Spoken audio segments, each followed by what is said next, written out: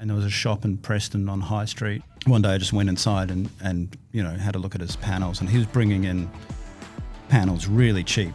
So it was right at the beginning of when cheap panels from China had just started. And so I went and, just to have a look at these panels, and I asked him some technical questions about it, and I think he was impressed.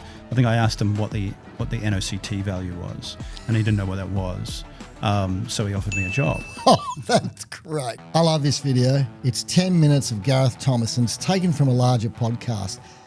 In this particular one, we sit down and chat about his early foray into the solar renewable energy industry in Australia, the technical training he underwent, and of course, early importation of some of those cheaper solar panels from China. Excellent video. Gareth is a true legend. He's a philosopher, so he's got a really strange take on the world and an interesting one. Now, before we get stuck into it, don't forget to like, comment and subscribe to this channel, and of course to Greenwood Academy. You've studied philosophy at uni. You've come out to Melbourne, right? And you're going, okay, this seems pretty okay. Yeah. Explain your foray. How did you get involved with renewable energy? Or tell us how you've got to renewable energy first. I'm not really sure exactly what brought it to mind, but I've always interested in electronics and making things and how stuff works and new things. So I guess I thought it would just be interesting. And so I went and did a course at NMIT. It was and my philosophy career was going nowhere fast. I was working in a call center. That's a whole another story, but discussing Kafka and metamorphosis. No, I worked in like a sort of a disability call center, inbound, not outbound. And we'd sell lots of like incontinence aids and things like that. Right. So I have a surprising knowledge of the product range in that absorbent area. Qualities of those kind of things. Yeah. Also, I can tell you a lot about it. I don't want to. No, not now. yet. Not yet. No, I'm too young. Give us a few years. Yeah. There's very little philosophy happening in that area. So I did this course at NMIT. It was a year-long course, full-time. It was really cheap. I think it was like $1,000 or something, because it was funded by the government.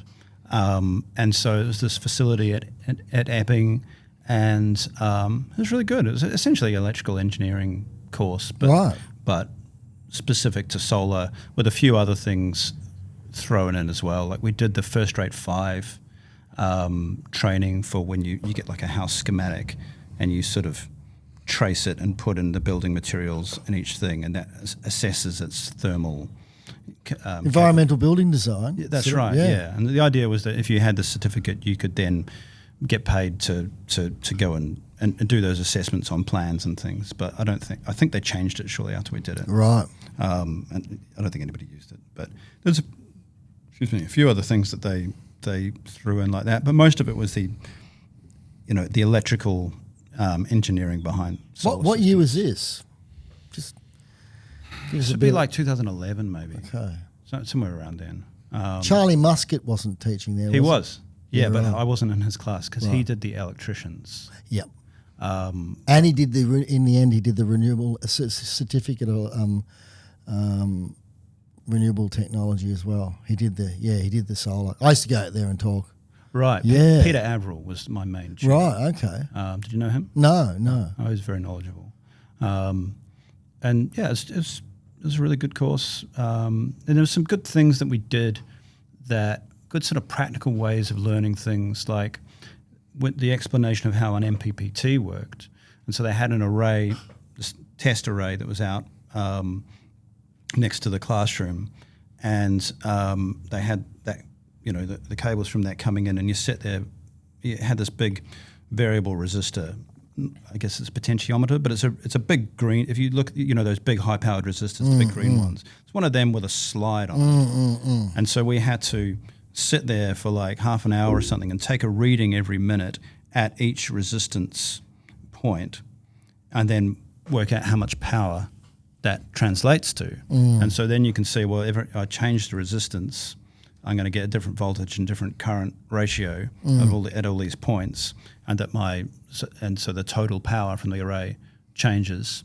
and you can see as the sun changes and the temperature changes or cloud comes along that point moves. So that gives you sit there and track the maximum power point. So that gives you a really good understanding of what that process actually is, which would otherwise would be maybe quite abstract, and I think lots of people sort of don't understand properly, depending on what they're doing. So it was quite good for that sort of thing, and it was very off-grid focused, but also we did string design and that stuff for on-grid as well. And before I finished, I actually got a job in a shop, which was just like on my way home. Yeah. I would ride my bike sometimes from Epping back to West Garth, which is quite a long way. So that's a good effort. I would wimp out quite often and catch the train, but and so I'd ride down High Street, and there was a shop in Preston on High Street, one day I just went inside and had a look at his panels, and he was bringing in panels really cheap. So it was right at the beginning of when cheap panels from China had just started. What was the name of this shop? It was called Low Energy Developments, and he named it that originally for it to be LED because he was going to sell lights. And it was run by a guy called Rod Irving, who used to have Rod Irving Electronics. And so he was bringing in, panels much cheaper than you can get anywhere else. And he had these ads in Renew magazine. And I remember showing them to sort of other installers and maybe the teachers in the class saying, look at these prices. And they said, it's all just Chinese rubbish. And because at the time, people only used like Conergy panels, German-made panels. And everybody. Or Kyocera. Yeah.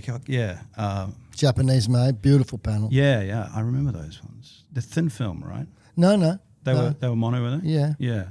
Mono and poly. Right. But everybody said, these are rubbish, and nobody would look at that sort of stuff. And so I went and just to have a look at these panels, and I asked him some technical questions about it, and I think he was impressed. I think I asked him what the NOCT value was, and he didn't know what that was. So he offered me a job. Oh, that's great. And I didn't have a job, so that worked out quite well. To begin with, he just got me to research all these companies that were Chinese solar manufacturers, and this is the early days of Alibaba and that sort of stuff. Might have been a different one then, like it was like EMFF or something. And then by the end of the year, it all started to turn over to these Chinese panels because I think people figured out actually there's nothing wrong with them, and the price is so much lower. Oh yeah. And it was interesting because at the time there was a lot in the media about these cheap Chinese panels, and you would run into people at parties and things. You'd end up talking about solar, and they'd go, I hear that they're really awful. And you'd be like, it's interesting that was such a topic at the time that people thought that when actually that wasn't the case. Well, some were. Some only lasted a couple of years and got that horrible snail trail on them and acetates coming off, and they were losing their output really quickly. Their degradation must have been like 50% a year, something ridiculous. But there was some good stuff as well. Well, we never had any problems with the ones that we brought in within a sort of reasonable bandwidth. There were some sort of experimental ones that Rod brought in that didn't work quite so well, but most of them were totally fine. Yeah, wow.